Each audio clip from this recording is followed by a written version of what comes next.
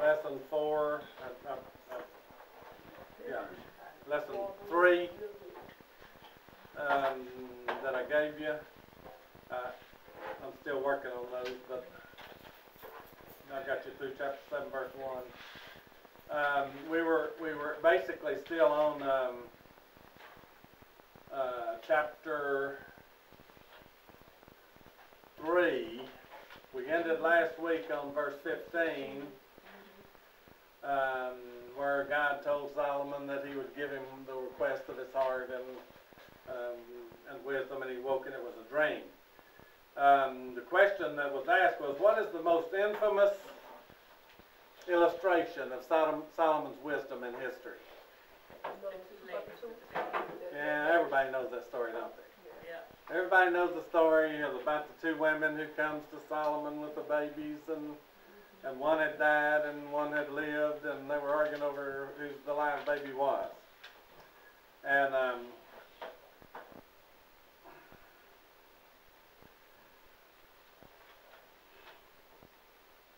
I don't know anybody who would have made the decision Solomon made. I don't know anybody who would have thought to say, okay, well, let's kill the remaining baby, and each time you take half of it. Most would want to find some way to make the baby live. So let's take him away from both of you and give him to a foster mama or something. But of course, Solomon's wisdom is seen, and we kind of are in awe of that. At least I am. I'm kind of in awe of the fact that he was that wise and that bold. And yet he was. Solomon was not just a wise man in the ways of people and the ways of dealing with people, and he was. He was a wise man as far as information. He was a student. He was well studied, well read, and we'll talk about that a little bit more in chapter 4. But you know the story. So I won't read all that for you. You've read it and have read it. But basically, Solomon said, give me a sword. They brought a sword, and he said, divide the living child in 2, and half to the one and half to the other. So give half of that baby to one mama and half of that baby to the other mama. That'll solve this problem. And of course, the response, as you know, was that the one whose mother it was said no, keep him alive and give him to her. At least he'll still be alive. So, Jerry, you think that Solomon knew that one of the ladies would say that to come forth, the real true mother? You think? I think he anticipated it. Yes. Yeah. I think he anticipated that would bring out the true mother. As I said, Solomon was wise in the ways of people, and notice that I'm going to back up a little bit to where when Solomon made the request to God about what he wanted, he premises this thing with, I am but a little child. Now, he is not a child, he's a grown man.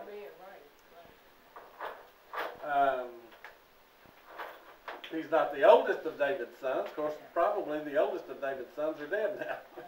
Absalom, Adonijah, Amnon, they're dead.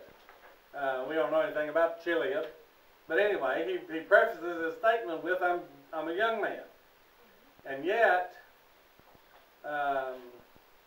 he requests for a discerning heart to be able to judge the people, and that's what he wants. That's the wise thing. And God gave it to him. So do we think God gave it to him miraculously, that he just automatically had it and he could do all that kind of stuff? How did God give it to him? And we ain't got a clue. We don't have any revelation about how God gave it to him. But we have illustrations of it taking place, And this is, of course, the most notorious or famous of them all. And so having given the child to his mother, knowing who the mother was, when all Israel heard the judgment which the king had handed down, they feared the king for they saw that the wisdom of God was in him to minister justice. So Solomon becomes basically the Supreme Court judge, the Supreme Court judge. And so whenever they couldn't deal with the judgments lower, it comes to Solomon. He didn't judge all the judgments, but when they couldn't handle them and it had to get to the Supreme Court, he was the Supreme Court. Now, having introduced that wisdom, you see, with this history, we're told about Solomon's greatness. And I don't want to read this to you, but did y'all just skipped over that part? Did you read that? No. I may want to read some of it to you.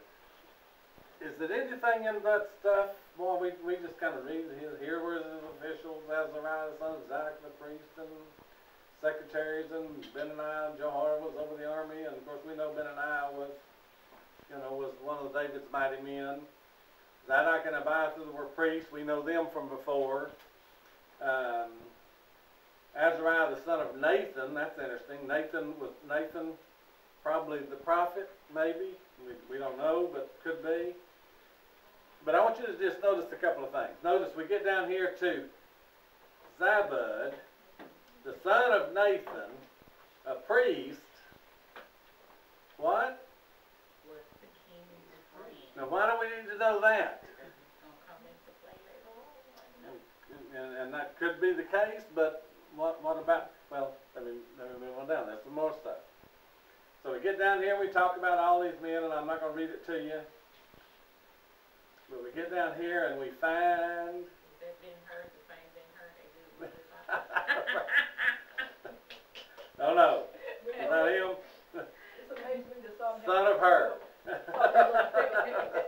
Yeah. But notice. That Saul had those 12 priests once each month. I'm sorry?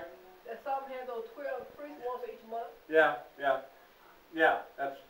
Each man a month for a year. He is deputies over there for his household. So he had a crew for each month to provide the food for his household. But watch this. We get down here and we get Ben Abinadab, the son of Abinadab. We get him, and we're told that what?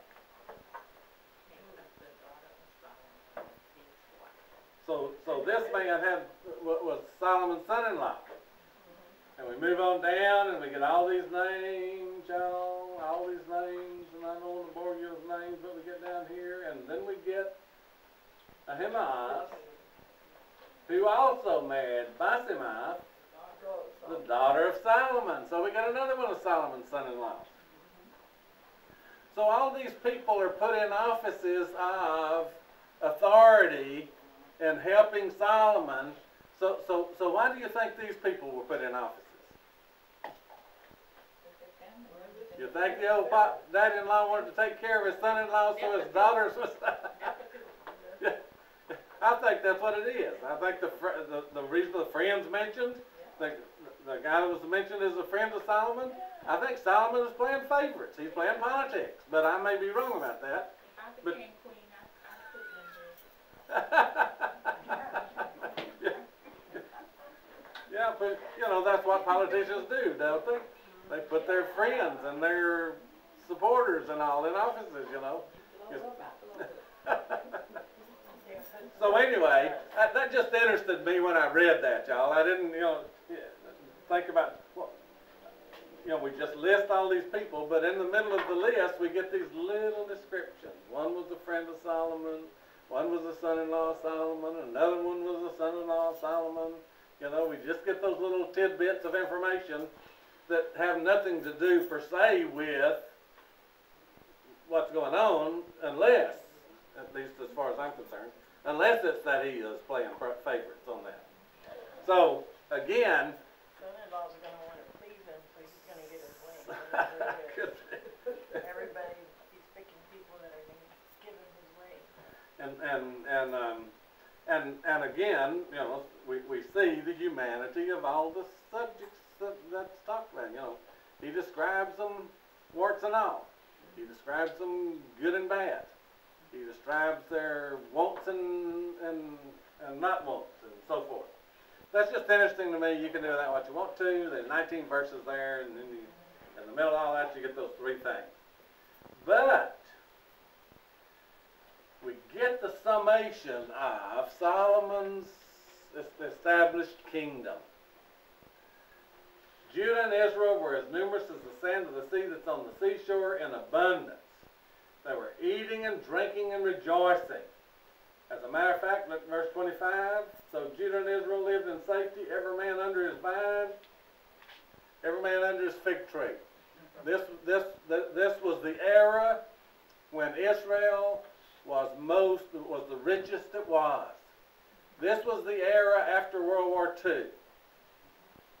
You know, the United States of America became affluent and rich, you know, during that era, and then the further we get from it, the more like Rome we get. So Israel is blessed under Solomon. They come to peace, and that's what he's telling us, by the way.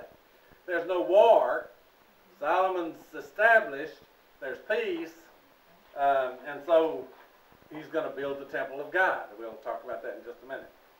But notice, Solomon ruled over all the kingdoms from the river. What river? Yeah, the Euphrates River. I don't know if you can see this or not. I got a little map. Euphrates is this river right here. And you know that Ur of the Chaldees is up here. That's where Abraham came from. That's where Nineveh was up here, which became the capital of Assyria and also the capital of Babylon. Babylonian Empire. But notice the territory as they mark it out for us here. You know, the Jordan, this is way above the Jordan River.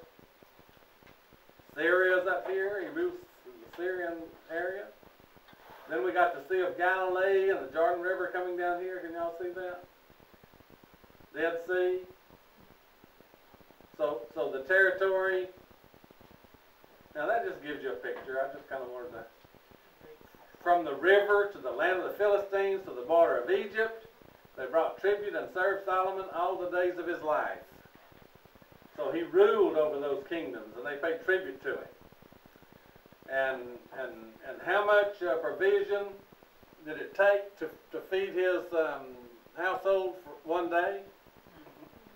Well, cores of meal, 10 fat oxen, 20 pasture-fed oxen, 100 sheep, deer, gazelles, dominion over everything west of the river, which is Euphrates, from Tipsah to Gaza, over all the kingdoms west of the river. He had peace on all sides around him, and there's the point. So Judah lived in safety, every man under his vine and his fig tree, from Dan to Beersheba, all the days of Solomon. And then he had 40,000 stalls of horses for his chariots. 12,000 horsemen. Now, I don't know if you remember. I'm not even sure I can find it. Where in Deuteronomy?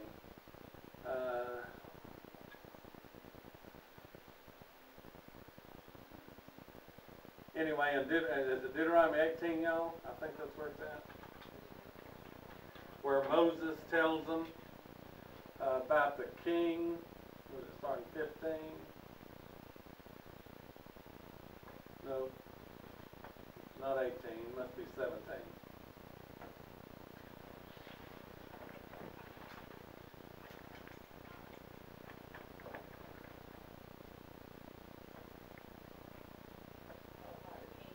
Where the king, I'll set a king, you'll say, I'll set a king over me. Notice. Moreover, he shall not multiply horses for himself, nor shall he cause the people to return to Egypt to multiply horses. Since the Lord has said to you, you'll never again return that way. Now, multiply horses for himself has to do with the army, with the chariots and the forces. He won't depend upon himself, he'll depend upon God. That's kind of the idea. So Deuteronomy 17, And if Kings is written, by the way, by a priest, and generally we think it was, it has to do with the religious situation in Israel and why they were carried away in captivity, revealing all that. So, he had 40,000 stalls of horses for his chariots. But what did Moses tell him not to do? Don't multiply horses for yourself. I mean, it was God who gave you this peace and gave you this rule and gave you all this territory. And now you're going to fortify yourself and think about yourself.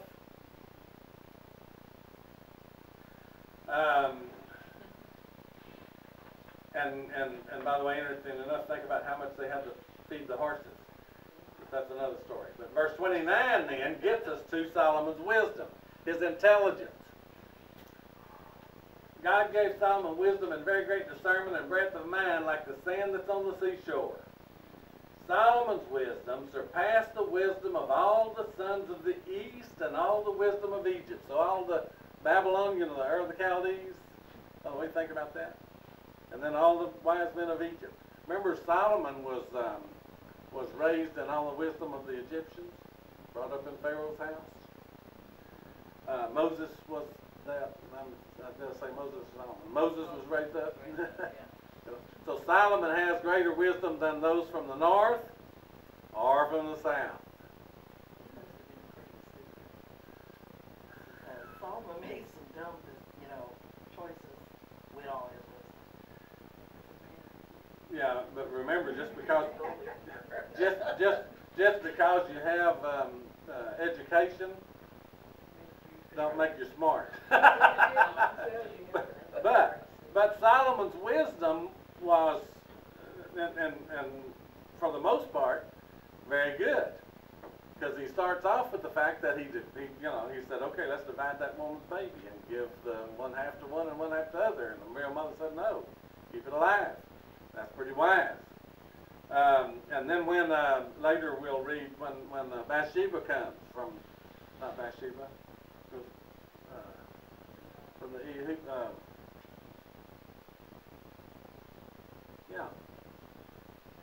Bathsheba, Solomon, Queen of Sheba, yeah, Bathsheba, Queen of Sheba. When the Queen of Sheba came and questioned them in time, she said half of it. They ain't told half of it yet. They ain't even, you don't even know half of his wisdom and power, you see, riches. Far wiser than all men, and then we named some of these people that they would know historically. His fame, Solomon's fame, was known to all the surrounding nations.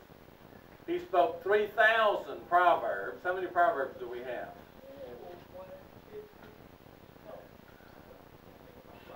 Yeah, but we have 30 chapters. I mean, it's divided in 31 chapters of Proverbs, but a bunch of different proverbs. But 3,000 proverbs, and his songs were 1,005. By the way, one of our books we call the Song of Solomon, don't we? 1,005. He spoke of trees. Y'all go out there and tell me what kind of tree that is, and Solomon could tell you.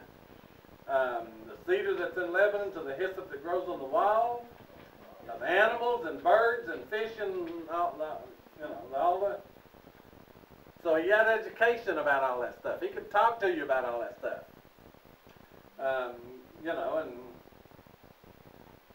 And you'd have to listen because he was the king. And men came from all the peoples to hear the wisdom of Solomon, from all the kings of the earth who had heard his wisdom. And so probably they came, which would include men and women, not just men, because the Queen of Sheba. Now, so at the end of chapter 3, in the middle of chapter 3, Solomon prays. He said, I'm just a child.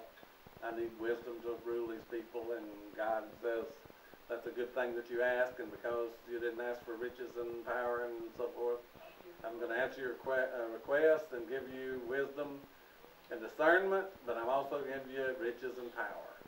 And we have the description of all that. God did that all for him. We have one big illustration of the wisdom of Solomon with the two women and the baby. And then we start talking about Solomon building the temple.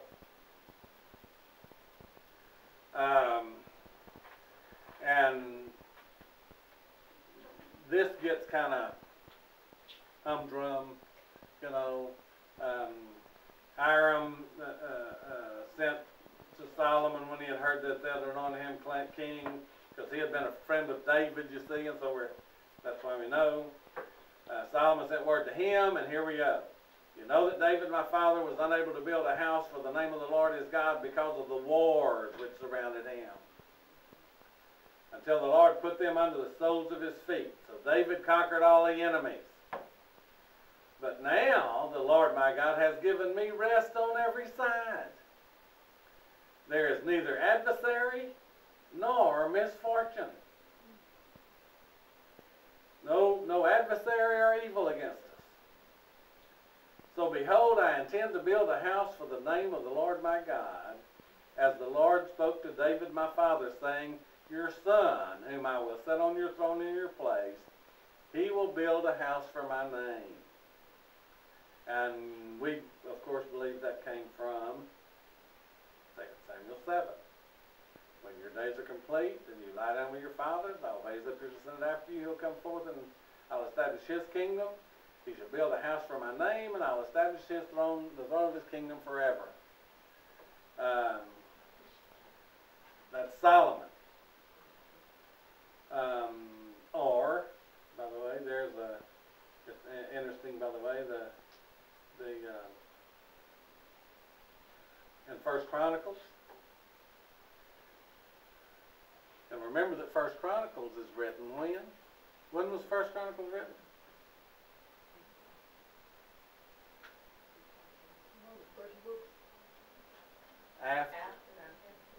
After the captivity, after the return. Kings was written to take us up to the captivity. Chronicles was written to the people who came back to the land from captivity. See, Chronicles in the Hebrew Bible is the last book of their Bible. I keep saying that. We can't. You know, we need to grab onto that picture if we're going as we study. But notice that Solomon says, Chronicles says that God spoke to David, when your days are fulfilled, that you must go to be with your fathers, I'll set up your descendants after you, who will be your sons. See, not one, literally. I will set up your descendants, plural, who will be of your sons, and I will establish his kingdom. He shall build for me a house, and I'll establish his throne forever. I will be his father, and he'll be my son, and I'll not take my loving kindness away from him as I took it from him who was before you.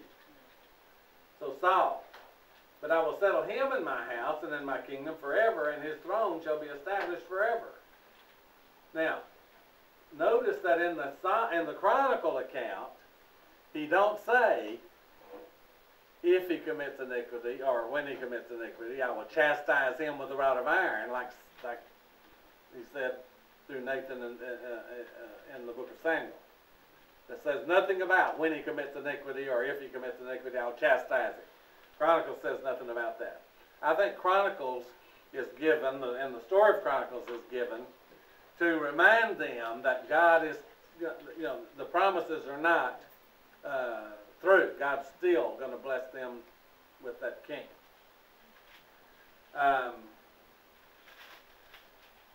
So again we see, by the way, the awesomeness of the Bible, the revelation, what it is, and the wisdom and the power of God. Well, okay.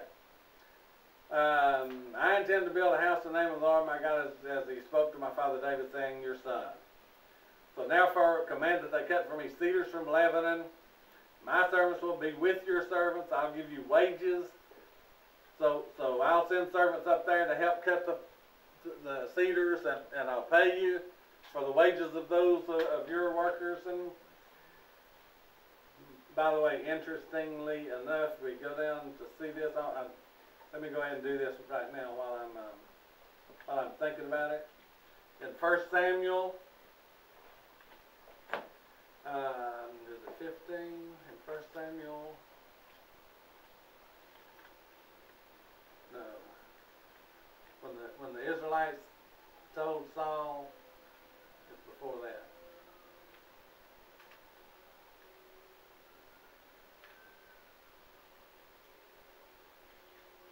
Must be 12, huh? Nope, still not there. Goodness. I can't even remember. Way back.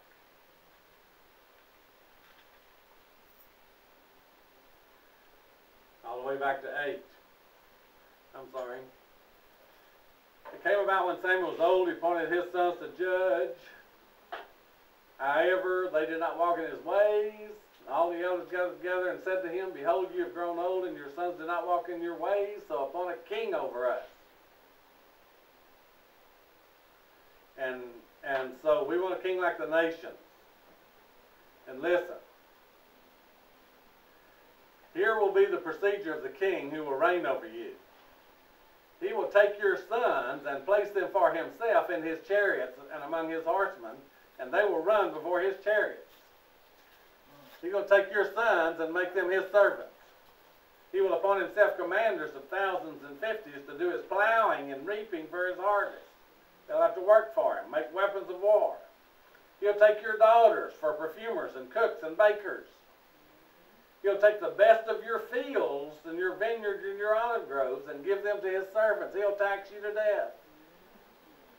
He will take 1/10 of your seed and vineyards and give to his officers and servants. He'll take your male servants and female servants and use them for his work. When you get a king, you're going to have to pay for it. Now, guess what's happening? I'm going to send my servants and they'll help you build a temple, and I'll pay your servants. I'm fixing to call that workforce of that army. That's what happens when you get a king. You pay. Government has to be supported, folks. And it has to be supported in the fashion in which it is accustomed.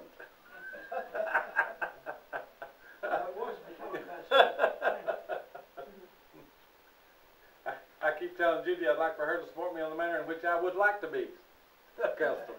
I'd like to be accustomed to do that. So anyway, you start hiring the workers for the laborers, and I'm not going to read all that to you. But he levied forced laborers, 30,000 men, sent 10,000 a month in relays, so they'd work a month and stay 2 months at home. 70,000 transporters, 80,000 hewers of stone. How many people does it take to bring all this material to the... And remember, by the way, that when they put the temple together, there was no chisel or axe, or all the stuff was plain and shaped. All the stuff was shaped and brought together to put together. They didn't bring it there and get their saws and saw the lumber, all the stuff. They did it all. They prepared it all, and then they brought it and put it together. Now tell me they weren't smart. Very skilled. Very skilled, yeah. So we get all those people that have to work to build the temple of God. And it says that they were forced. Forced, that's right. Forced labor. They're compelled to do it.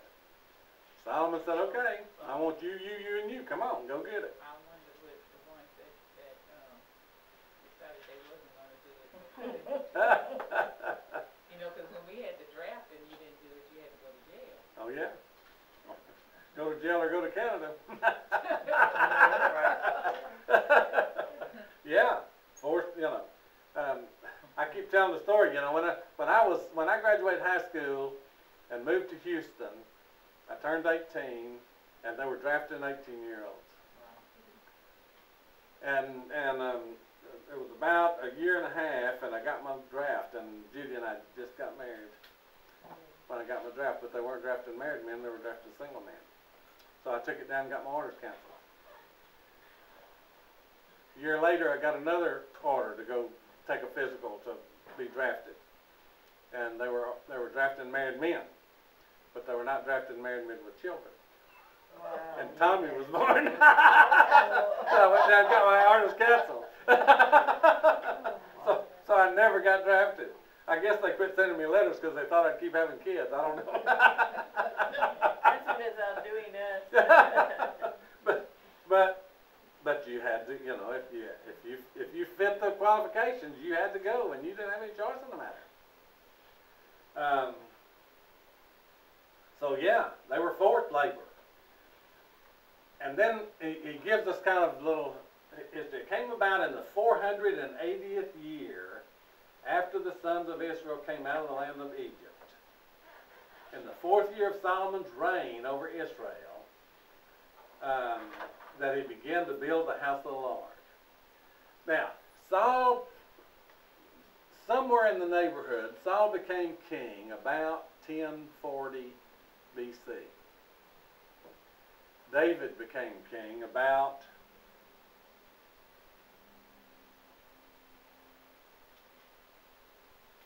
1000 BC.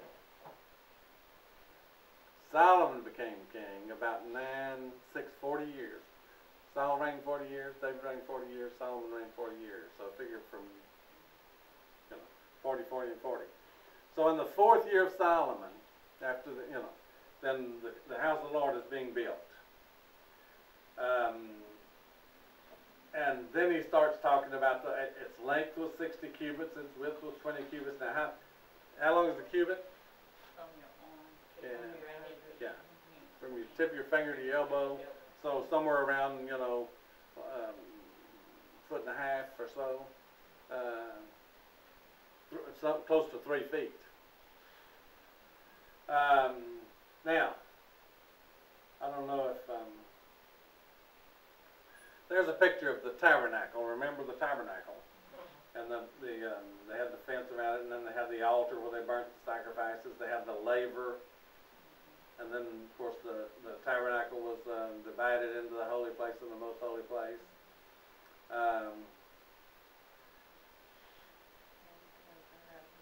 And then the temple. Now, the temple, that's not very big. It sounds huge in the Bible. Stop and think about it. Yeah, How many cubits wide was it? I started measuring 60 cubits. from the living room. 60 cubits, so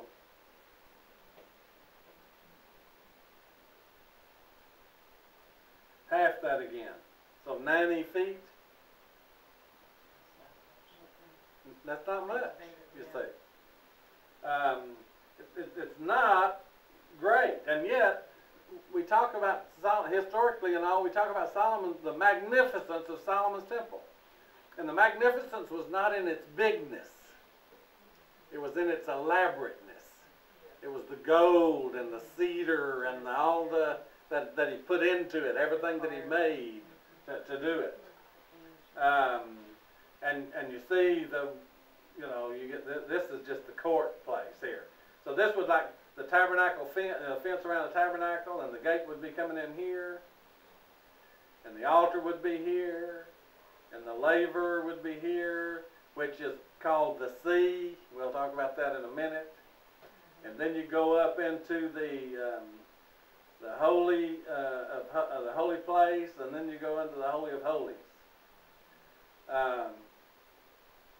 But it wasn't big. Now, interesting though, when you get to Ezekiel and Isaiah, they start prophesying about the heavenly temple, the true temple, the one that this one was patterned after, and boy, it's the magnitude is just unimaginable. You can't do that. Anyway, that's just. There also it was Solomon's greatness and his power and his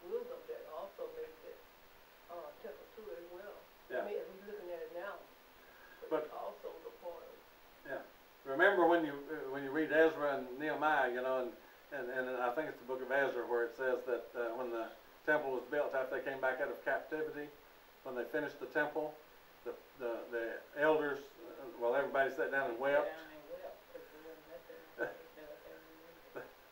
They wept, and the older people wept because they remembered what the first one was like, and there wasn't any clothes.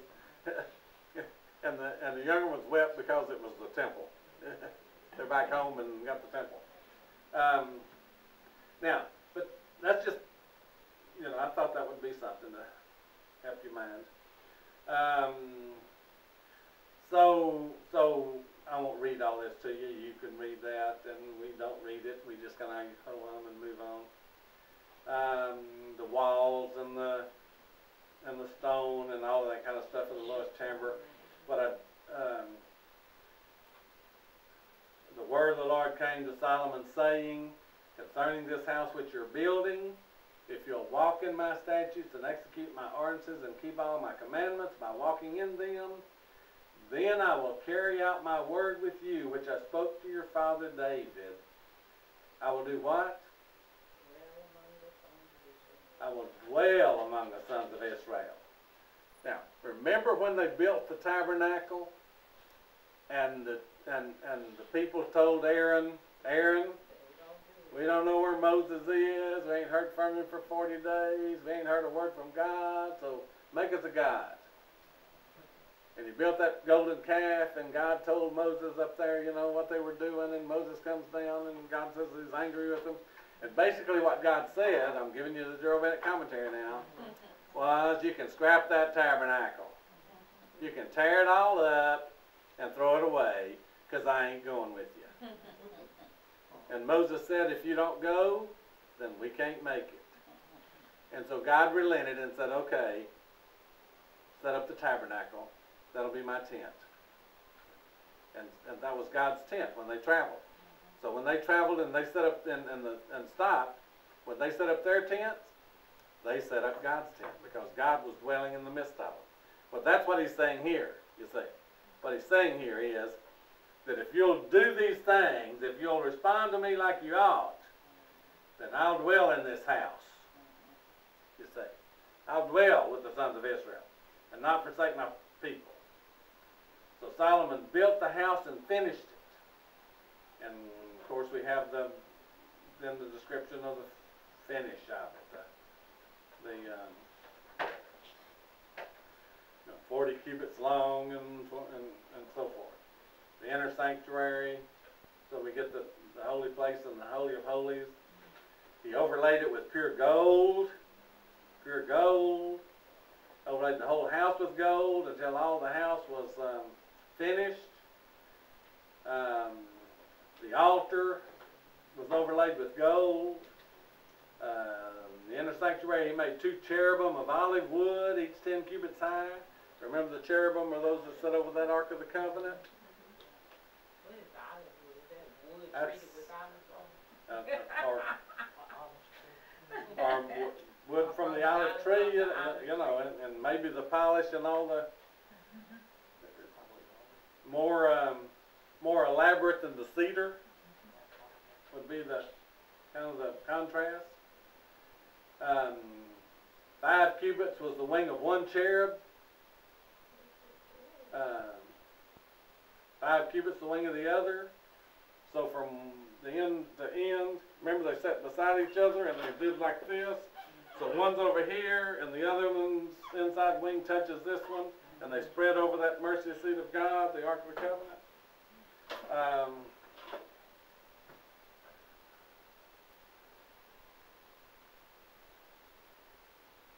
Okay, what happened to my thing? It froze.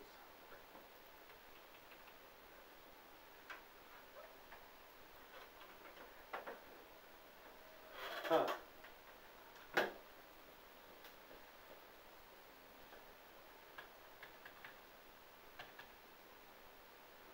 Oh well. Need a Bible. I need a Bible.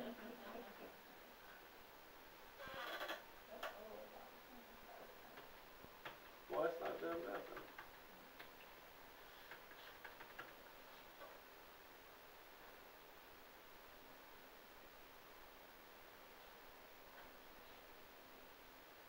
Hand me one of those Bibles back there, Jesus.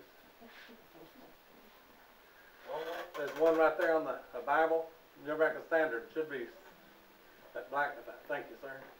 You're a good man.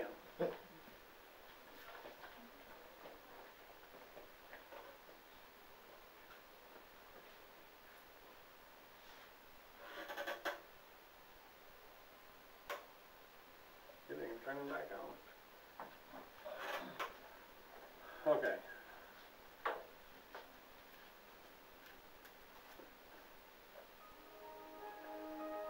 Doing something.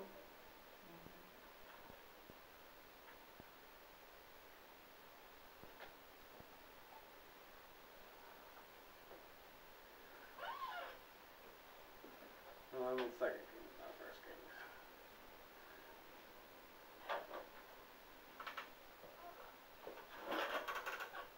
My monitor's not even coming on back on, so I don't know.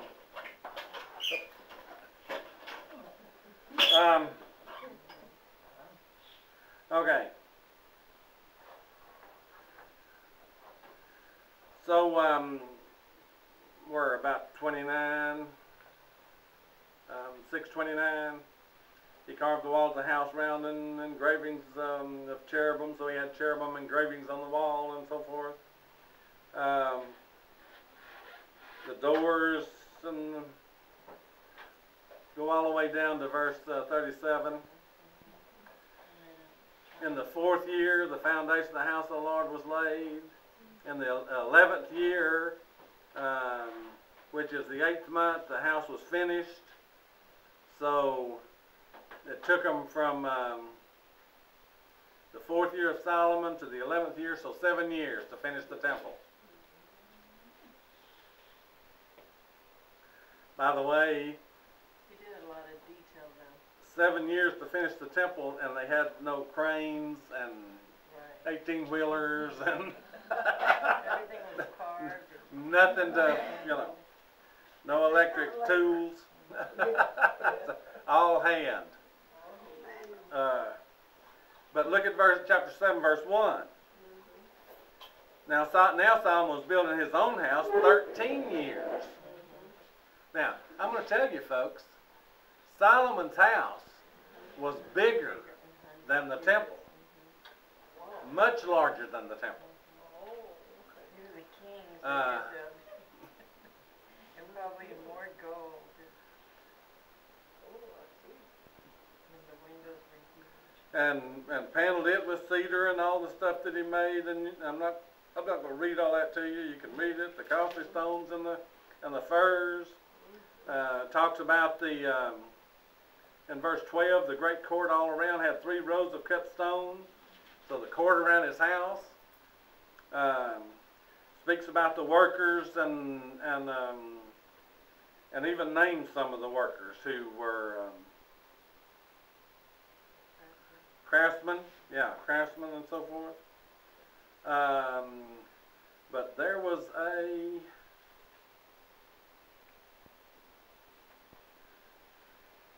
place. Oh, starting in 13, notice we're still dealing with the temple, working the temple. That's what I want you to see. So we're still dealing with the temple, and notice down to verse 23 of chapter 7. See, I wanted to emphasize that. Now he made the sea of cast metal, 10 cubits from brim to brim, circular in its form, and its height was 5 cubits and 30 cubits in circumference. Now, it's, verse 25, it stood on 12 oxen, 3 facing north and 3 east and 3 west and 3 south. So on the back of this big laver, which is 10 cubits in diameter,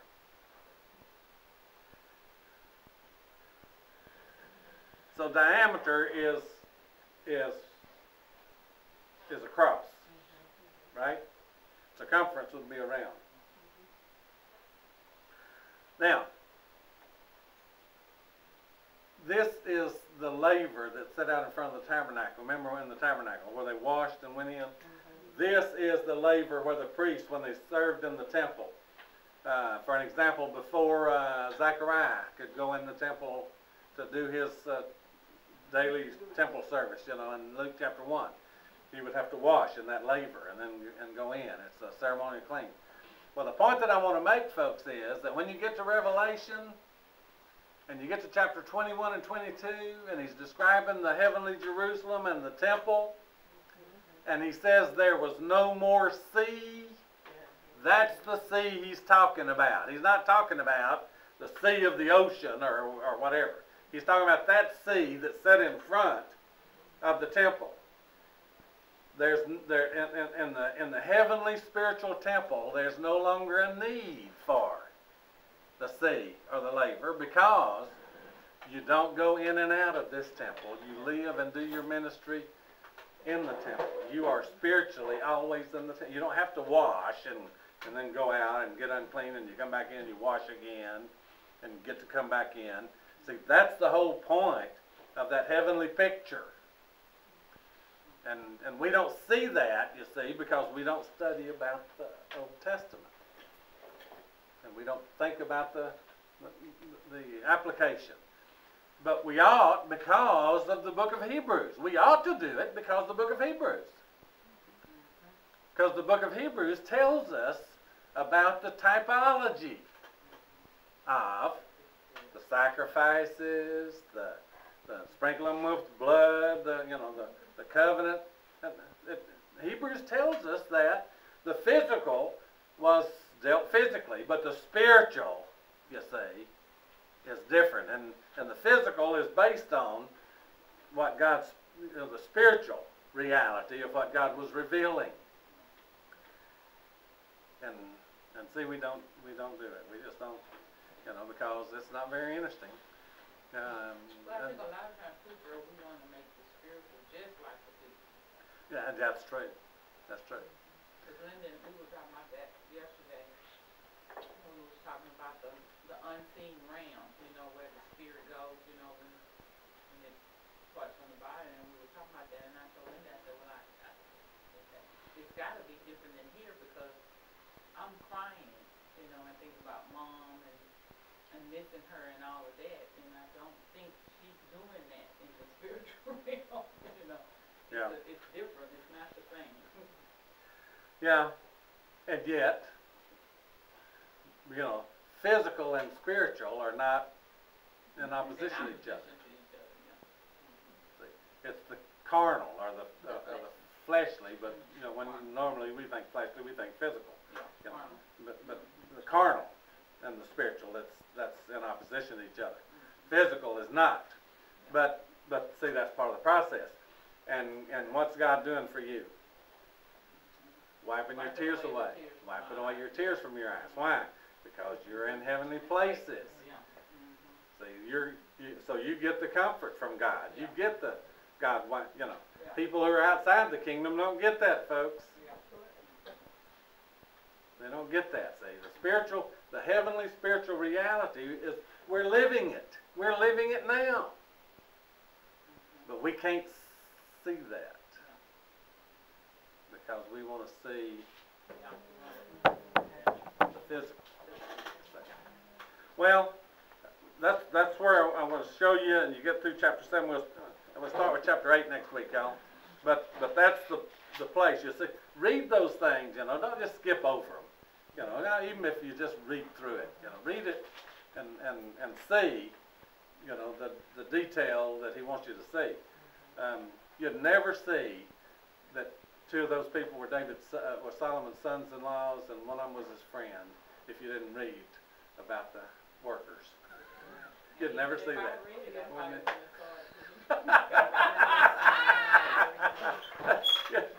Because we don't. Sometimes, when I'm reading something like that, I'm reading it so fast just to finish it. Yeah.